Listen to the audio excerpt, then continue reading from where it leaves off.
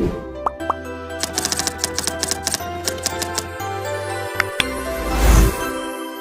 ini, isu pengangguran dan kesiapan tenaga kerja masih menjadi tantangan di Indonesia. Di sisi lain, tidak semua masyarakat dapat mengakses pendidikan nonformal secara optimal. Lalu, bagaimana pendidikan nonformal dapat menjadi solusi?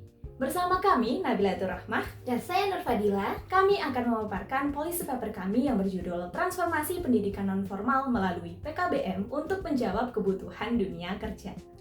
32,06% data dari BPS tahun 2025 menunjukkan bahwa tingkat pengangguran di Indonesia sangat mengkhawatirkan. Ijazah pendidikan formal aja udah nggak cukup untuk memenuhi target kebutuhan lapangan pekerjaan yang semakin berkembang pesat.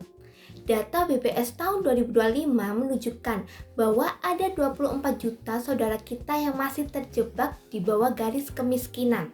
Poin utamanya adalah kita punya segmen masyarakat yang sangat besar yang potensinya belum tergali secara maksimal.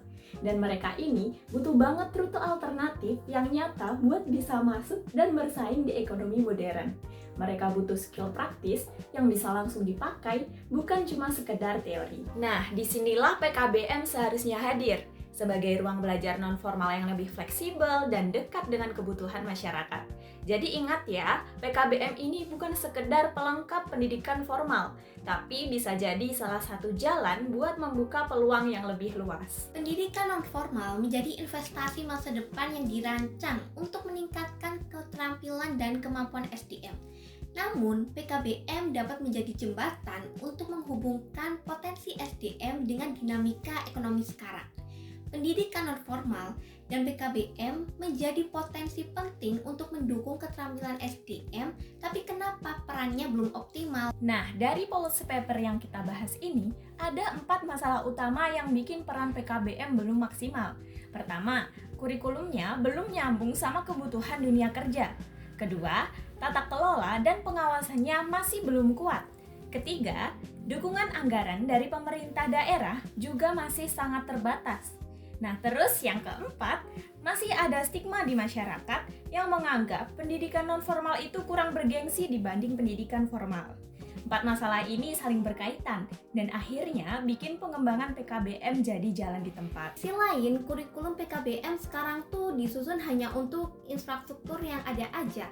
Jadinya kaku dan terlalu teoritis, padahal kebutuhan pasar kerja di luar sana benar-benar membutuhkan SDM yang siap dan paham dengan kondisi teknologi yang terus berkembang, seperti skill lintas bidang, dan bisa adaptasi sama industri modern. Kurikulum yang sekarang tuh ibaratnya jauh dibanding dengan kebutuhan lapangan kerja. Jujur aja, sampai sekarang pendidikan nonformal masih dipandang sebelah mata. Padahal nggak sedikit juga loh yang berhasil berkembang lewat jalur ini. Tapi karena stigma itu masih ada, minat masyarakat buat ikut program PKBM jadi kurang. Akhirnya, dukungan dari berbagai pihak pun ikut terbatas. Nah, untungnya, policy paper ini nggak cuma berhenti di masalahnya saja, tapi juga ngasih beberapa rekomendasi yang cukup realistis buat dijalankan. Sekarang kita masuk ke solusinya lewat 4 pilar transformasi PKBM yang bikin benda policy paper ini jauh lebih menarik. Setiap masalah yang kita bahas tadi ada solusi yang lebih logis seperti kurikulum kaku. Solusinya adalah dengan adanya kurikulum fungsional yang ditarik langsung dari industri. Lalu permasalahan tata kelola yang lemah itu bisa dengan pembagian peran yang jelas antara pusat dan dinas daerah. Lalu kurangnya anggaran bisa dengan ditambahkannya alokasi APBPOP.